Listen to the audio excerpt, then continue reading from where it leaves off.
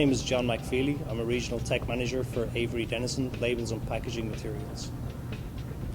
The purpose of this training video is, as there is no current TLMI standard for evaluating die strikes, this video could be used as a training tool on how to evaluate die strikes on paper and PET liners.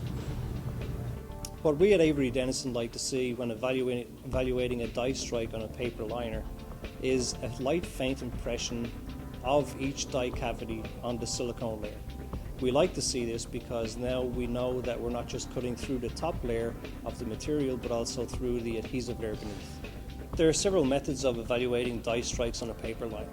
First, a section of the converted labels is taken from the press roll, usually a double repeat of the job. Labels are then removed from the liner, and the liner silicone side up then can be evaluated by several methods: felt tip marker, bingo marker, or a die stain solution. With film liners, you cannot use the same test methods as with paper liners because the solution, once applied to the liner, will bead up or reticulate on the silicone layer. As well as that, the solution will not penetrate into the liner but stay on the surface much like an ink.